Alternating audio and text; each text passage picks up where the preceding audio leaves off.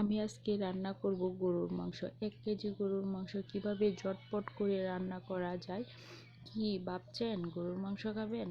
চট করে ফ্রিজ থেকে নামিয়ে নেন 1 কেজি মাংস জন্য। এখানে হলুদ, মরিচ, ধনিয়া, আদা, জিরা, এলাচি, দারচিনি। যারা নতুন রাঁধুনি আছেন, রান্না করা শিখতেছেন, তাদেরকে বলছি এভাবে রান্না করে দেখতে পারেন। তারপর গরু মাংসটা ভালো করে ধুয়ে পেঁয়াজ দিবেন, আদা বাটা, রসুন বাটা দিবেন। তারপর দিবেন এই তো হলুদ, মরিচ, ধনিয়া, জিরা পাউডার, সব কিছু একসাথে করে তারপর এই তো ঢেলে দিয়েছি। তারপর কি দিব? লবণ। তারপর দিব সাদা তেল, সয়াবিন তেল, যেটাকে আমরা সাদা তেল অথবা সয়াবিন তেল বলি, সেটা করে দিয়ে ভালো করে হাতে মাখিয়ে, যাদের জাল লাগার, জাল ধরার, হাত নষ্ট হওয়ার ভয় আছে, তারা আমার মতো চামিচ দিয়ে নাড়া দিবেন। নাড়া দিয়ে ভালো করে, অথবা হাতে গ্লাভস পরেও নিতে পারেন।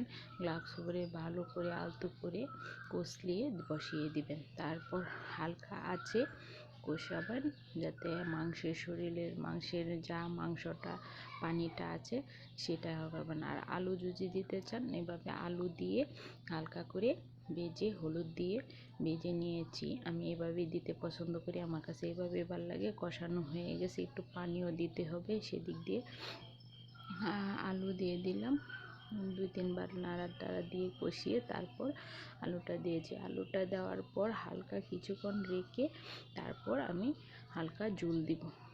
কষানো হয়ে গেছে, তারপর দেখেন আমি অল্প অল্প করে ঝোল দিব। অল্প অল্প করে ঝোল দিয়ে তারপর আমি গরুর মাংসটা রান্না করে নিয়েছি। এখন দেখেন যে একটু ঝোল আছে, তারপরে যে দেখেন হয়ে গেছে। এভাবেই ঝটপট করে সুন্দর করে রান্না করে পরিবারকে চমকে দিতে পারেন। যারা নতুন রাঁধুনি আছেন, দেখেন পাতলা ঝোল, তেমন ঝোলও না। তো এটা সাদা ভাত বলেন, পোলাও বলেন, রুটি বলেন, সব কিছুর সাথে খেতে ভালো লাগে। বিশেষ করে এরকম তরকারি আমার চালের আটার রুটি দিয়ে খেতে ভালো লাগে। যদি মনে করেন যে চালের আটার রুটি দিয়ে খাবেন, এভাবে রান্না করে ফেলবেন। আর সাথে এরকম একটা সালাদ নেবেন, একটা লেবু নেবেন, তারপর এভাবে রান্না করে খাবেন। বাই, সবাই ভালো থাকবেন। আসসালামু আলাইকুম।